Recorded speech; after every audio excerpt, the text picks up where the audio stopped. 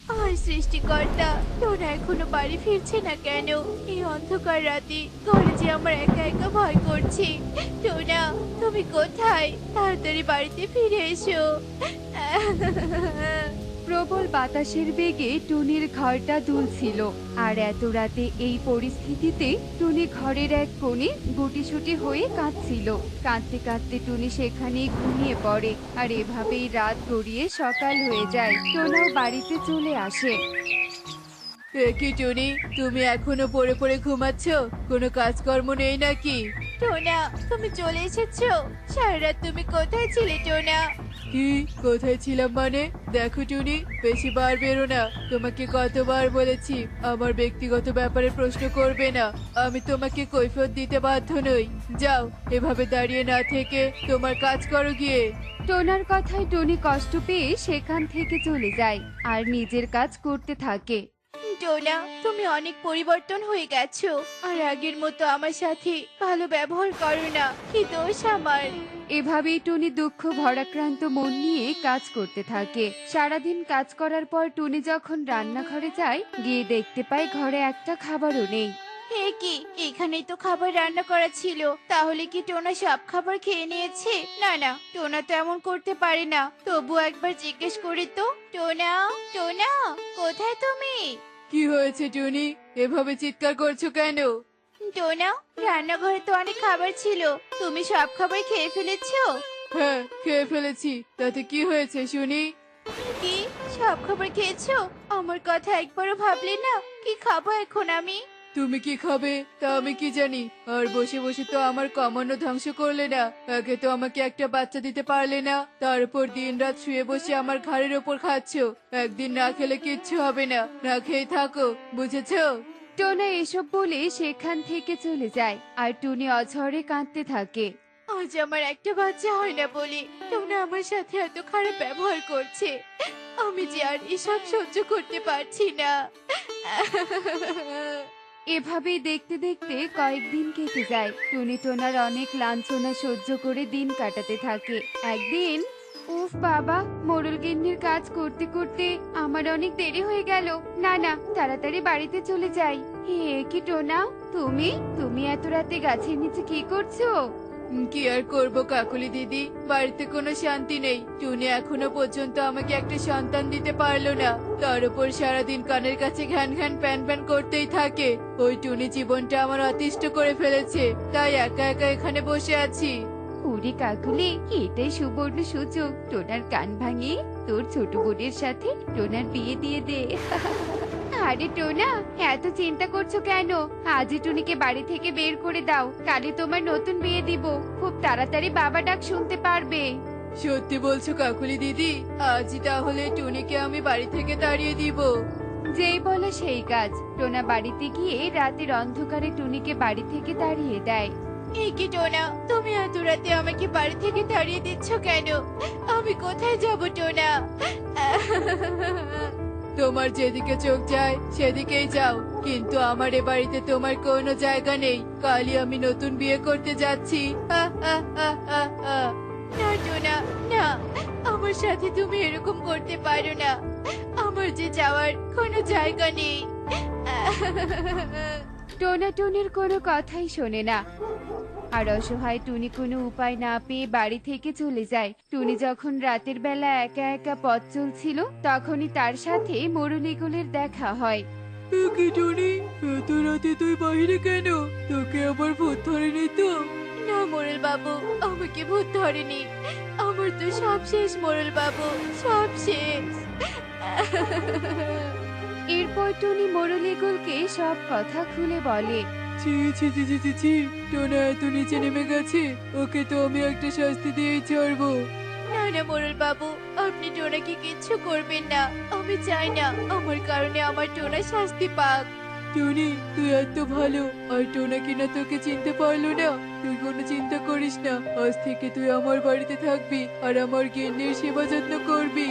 সত্যি বলছি মোড়ল বাবু, আপনি আমাকে আশ্রয় দিবেন। আপনি কোনো চিন্তা করবেন না, মোড়ল গিন্নির আমি সেবা যত্নের কোনো ত্রুটি রাখবো না। এরপর টুনি মোরলীগুলির সাথে মোরলের বাড়িতে যায়। আর এত রাতে মোরলের সাথে টুনিকে দেখে মোরল গিন্নি ঘাবড়ে যায়। কি ইগল, আমি কাজ করতে পারি না বলে তুমি আবার একটা বিয়ে করে নিয়ে এলে?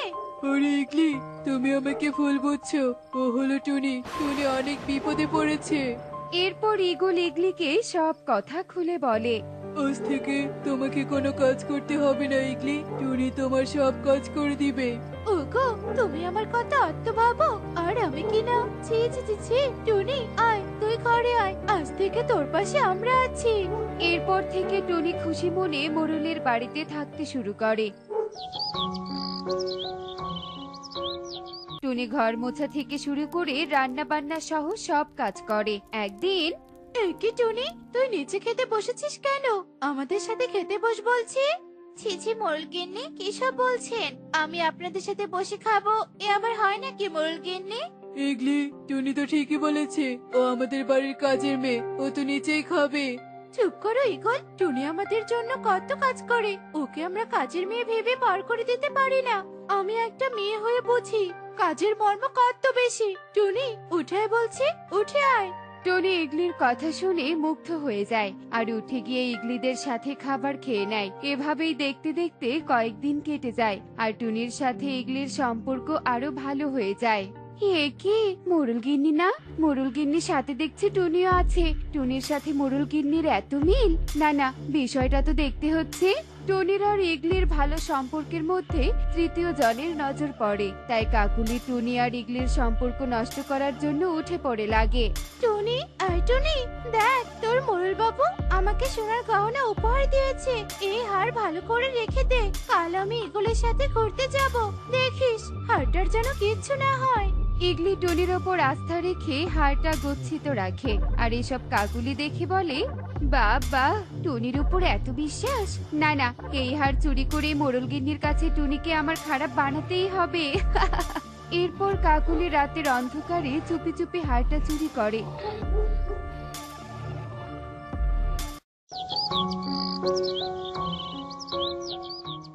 পরের দিন ইগলি হারটা না পেয়ে টুনির সাথে অনেক রাগারাগি করে। বিশ্বাস করুন মোরল গিন্নি, আমি হারটা চুরি করিনি। চুপ কর টুনি, আমি জানি এত দামি হার দেখে তোর লোভ মানেনি। তুই আমার বিশ্বাসের এই মূল্য দিলি? ছি ছি ছি ছি। ইগলি, আগে বলেছিলাম এই টুনিকে মাথায় তোলো না। আয় টুনি আয়, তাকিয়ে কি দেখছিস? এক্ষুনি আমাদের বাড়ি থেকে বেরিয়ে যা বলছি। এরপর ইগল টুনিকে বাড়ি থেকে তাড়িয়ে দেয় আর টুনি আবারও অসহায় হয়ে পথে পথে ঘুরতে থাকে। আমি এক হতভাগী, আমার বেঁচে থেকে কোনো লাভ নেই। টুনি যখন কাঁদছিল তখন তার নজর যায় এক নেতিয়ে যাওয়া ফুল বাগানের দিকে। এ কি, সব গাছ ফুল তো নেতিয়ে গেছে। এক্ষুনি পানি না দিলে তো সব মরে যাবে। না না, আমাকে এক্ষুনি পানি দিতে হবে। এই বলে টুনি দূরের পথের নদী থেকে পানি এনে ফুল গাছে পানি দিতে থাকে। টুনি যখন গাছে পানি দিচ্ছিল তখনই বাগানের মালকিন ডাইনি সেখানে আসে। এ কি, আমার ফুল বাগানে কে ঢুকেছে? কে ঢুকেছে? ওরে বাবারে, ডাইনি, আমার কোনো দোষ নেই। এরপর টুনি গাছ নেতিয়ে যাওয়া ঘটনা খুলে বলে, আমি ঠিক বুঝেছিলাম আমার বাগানের বেহাল দশা হয়েছে, তাই তো দুদিন না যেতেই বোনের বাড়ি থেকে ছুটতে এলাম। তোকে অনেক ধন্যবাদ টুনি পাখি, কিন্তু তোর চোখ মুখ এমন চুপসে আছে কেন? কি হয়েছে তোর? এরপর টুনি ডাইনিকে তার স্বামী টোনা আর মোরলের বাড়িতে ঘটে যাওয়া সমস্ত ঘটনা খুলে বলে। টুনি, তুই বড্ড ভালো পাখি, তোর সাথে অনেক অন্যায় হয়েছে। তুই কোনো চিন্তা করিস না, তোকে আমি গোলাপ ঘর বানিয়ে দিচ্ছি। এই গোলাপ ঘরে থাকবি আর আমার ফুলের বাগানের যত্ন নিবি। তোর খাওয়া থাকার সব দায়িত্ব আজ থেকে আমার। এ কথা বলে ডাইনি সেখান থেকে অদৃশ্য হয়ে যায় আর টুনি গোলাপ ঘরেই থাকতে শুরু করে। অন্যদিকে ইগলির হারিয়ে যাওয়া গলার হার পরে কাকুলি বলতে থাকে, টুনি, তোর আমি সংসার ভেঙেছি, মোরল গিন্নির গলার হার চুরি করে তোকে দাঁড়িয়েছি। তোর সর্বনাশ করে কি যে শান্তি লাগছে আমার, তা বলে বোঝাতে পারবো না। কাকুলি যখন এভাবে বলছিল তখন মোরল গিন্নি সব শুনে ফেলে। ছি ছি ছি ছি ছি ছি, কাকুলি তুই এত খারাপ। তোর কারণে টুনিকে আমি ভুল বুঝেছি। টুনির সাথে আমি অন্যায় করেছি। না না, এর শাস্তি তোকে পেতেই হবে। ইগলকে বলে আজই তোকে বন্দারা করব। না না মোরল গিন্নি, আমার সাথে এরকম করবেন না। আমি ভুল করেছি, আমাকে ক্ষমা করে দিন। ইগলি কাকুলির কোনো কথাই শোনে না। ইগলকে বলে কাকুলিকে বন তাড়া করে আর টুনিকে খুঁজতে খুঁজতে টুনির বাড়িতে চলে যায়। গিয়ে দেখে টোনা অসুস্থ। কে? আমার টুনি এসেছে? না না, আমি ইগল, মোরলের বউ, টুনিকে খুঁজতে এসেছি। এরপর ইগলি টোনাকে সব কথা খুলে বলে। আমার টুনি নিশ্চয় অনেক কষ্ট পেয়েছে। টুনির সাথে অন্যায় করে আজ আমি অসুস্থ হয়ে অন্যায়ের ফল ভোগ করছি। হে সৃষ্টিকর্তা, শেষ ক্ষমাটুকু আমি টুনির কাছে চাইতে পারলাম না। টোনা, আমিও যে অপরাধী। টুনির বিশ্বাস আমি রাখতে পারিনি। টুনি, তুই যেখানে থাক, ভালো থাক, আর আমাদের ক্ষমা করে দিস। টোনা আর ইগলি নিজের অন্যায়ে অনুতপ্ত হয়ে কাঁদতে থাকে। আসলে অন্যকে কষ্ট দিলে কখনোই ভালো থাকা যায় না। এমনই সব মজার মজার শিক্ষণীয় টুনি পাখির গল্প দেখতে আমাদের পাশেই থেকো। আর গল্পগুলো কেমন হচ্ছে তা কমেন্টে জানাতে ভুলো না কিন্তু। Bye bye. নীল আকাশ আর ঘন সবুজ বনের এক কোণে বাস করত টোনা টুনি। তবে তারা আগের মতো আর গরিব নেই। তারা তাদের সৎ কর্ম ও পরিশ্রম দিয়ে এখন বনের সবচেয়ে ধনী পাখিতে পরিণত হয়েছে। টোনা, বেলা তো অনেক হলো, তুমি যাও না, কি বেশি করে ঘাস নিয়ে এসো, আর আমি বরং হাঁস মুরগিদের খাবার দিই। আচ্ছা ঠিক আছে টুনি, তবে এতগুলো গরু ছাগলের জন্য অনেক ঘাসের প্রয়োজন, আর আমার খুব কষ্ট হয় একসাথে অতগুলো ঘাস কেটে বহন করে আনতে। তা তো জানি। শোনো, আমি বলি কি, এখন তো আমাদের আর কোনো অভাব নেই। একটা পাখি রাখলে কেমন হয়, যে আমাদের এসব কিছু খেয়াল রাখবে। কি বলো তুমি এই ব্যাপারে? ঠিক আছে টুনি, কথাটা তুমি খারাপ বলনি। এতে করে অন্য কোনো গরিব পাখিরও কিছু উপকার হবে, কি বলো? হ্যাঁ, এখন তুমি যাও তো, আর দেরি করো না। এরপর টুনির কথায় টোনা তাদের খামারের গরু ছাগলের জন্য ঘাস কাটতে চলে যায়। আর অন্যদিকে আমরা দেখতে পাই কালু কাকুলিকে। আমার আর এভাবে সংসার করতে একদম ভালো লাগছে না কালু। এত অভাব কার সহ্য হয় তুমি বলো? একটা কাজ পর্যন্ত তুমি জোগাড় করতে পারো না। এভাবে বলছো কেন কাকুলি? আমার বুঝি এসব শুনতে ভালো লাগে? সবই ভাগ্য, বুঝলে? আমার দোষ দিয়ে কি হবে বলো তো? হয়েছে, রোজ রোজ আর ভাগ্যের দোহাই দিও না। এসব বন্ধ করো, বুঝলে কালু? আর বনে গিয়ে একটা কাজ খোঁজো। আর যদি কাজ খুঁজে না পাও, তবে আমি তোমাকে আর বাড়িতে ঢুকতে দিব না। ঠিক আছে, আমি তাহলে কাজ খুঁজতে বনে যাচ্ছি। আর তুমি বাড়ি ঢুকতে দিবে নাকি? আমি কাজ না পাওয়া অব্দি আর এই মুখ তোমাকে দেখাবো না। এই বলে কালু কাকুলির সাথে রাগ করে কাজ খুঁজতে বেরিয়ে পড়ে। একে কালো, তুই এখানে, আর তোকে এত চিন্তিত দেখাচ্ছে কেন? কি হয়েছে তোর, শোনে? কি আর বলবো, কবে থেকে একটা কাজ খুঁজছি জানিস, কোথাও খুঁজে পাচ্ছি না।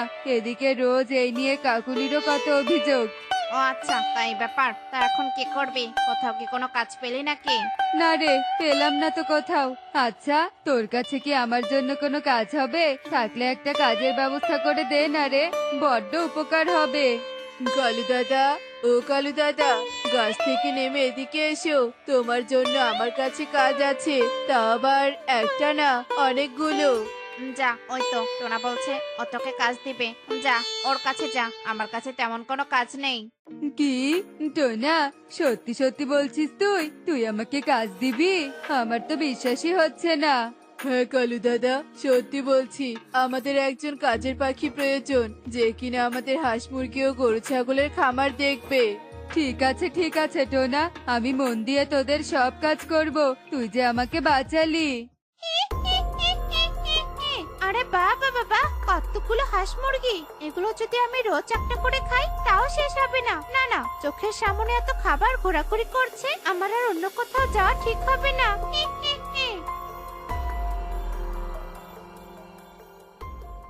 ব্যাস, রান্না হয়ে গেছে।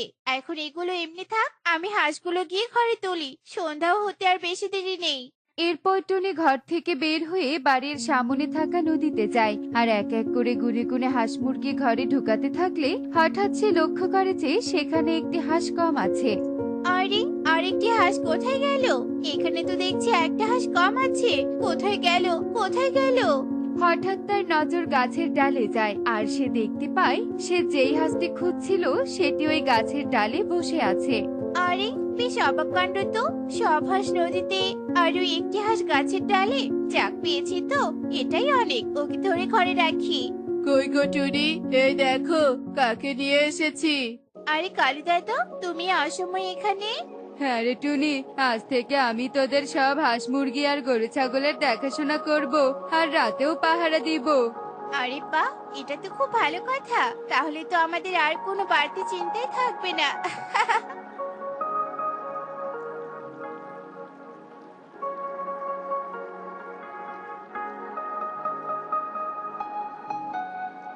ইস, অনেকক্ষণ থেকে এদিক ওদিক হাঁটাহাঁটি করতে করতে পাটা লেগে এসেছে। দেখি ওই গাছতলায় বসে একটু বিশ্রাম নেই।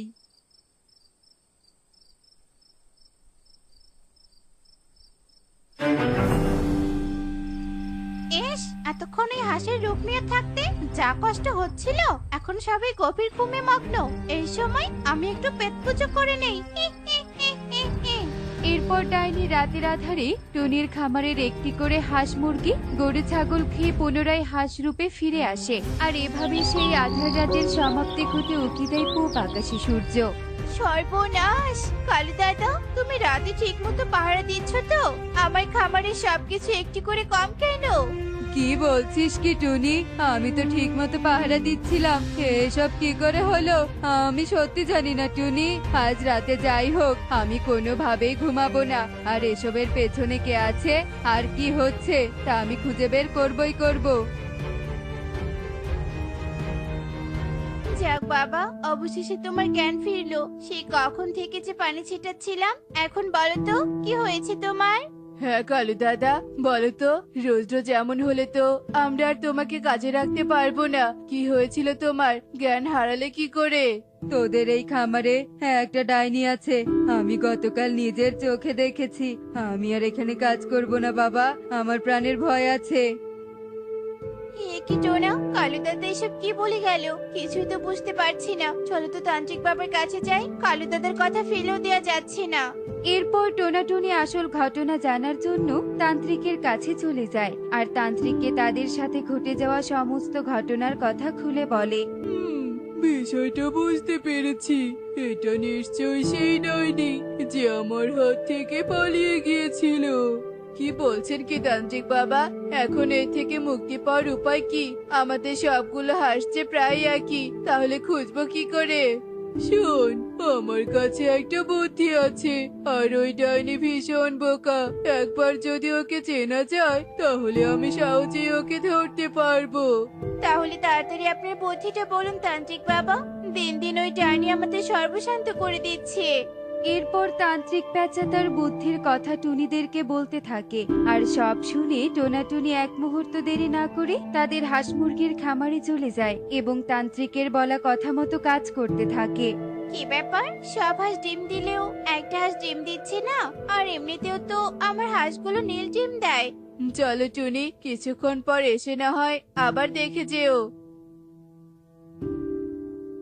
এক্ষুনি জাদু দিয়ে নীল ডিম আনতে হবে, নইলে যে ধরা পড়ে যাব। এ কথা বলে হাঁসরূপী ডাইনি তার জাদু দিয়ে একটি নীল ডিম আনে আর তার সামনে রেখে দেয়। আর কিছুক্ষণ পর টোনাটুনি তান্ত্রিককে সঙ্গে করে খামার ঘরে ঢুকলে নীল ডিম দেখে হাঁসরূপী ডাইনিকে চিনে ফেললে ডাইনিও ধরা পড়ে যায়। একি, এই তান্ত্রিক আবার এখানে কি করছে? ওরে বাপরে বাপ! হাঁসের রূপ নিয়ে বসে থেকে আর লাভ নেই ডাইনি, তুই ধরা পড়ে গেছিস। আহ, আহ, আহ, আহ, আহ। আর শুনে রাখ, হাঁস কখনো নীল ডিম দেয় না। এটা তোকে ধরার জন্য ভাবছিল। আহ, আহ, আহ, আহ, আহ। কি বললি? না, এ হতে পারে না। না! ডাইনি ধরা পড়ে যায়, আর পালাতে ধরলে তান্ত্রিক তার মন্ত্র সাধনা দিয়ে ডাইনিকে একটি কাচের শিশিতে বন্দি করে নিয়ে চলে যায়। তো বন্ধুরা, দেখলে তো, অন্যের সম্পদে ভাগ বসালে তার শেষ রক্ষা হয় না। এমনই সব মজার মজার শিক্ষণীয় টুনি পাখির গল্প দেখতে আমাদের সাথেই থেকো। আর গল্পটি কেমন হয়েছে তা কমেন্টসে জানাতে ভুলো না কিন্তু। Bye bye.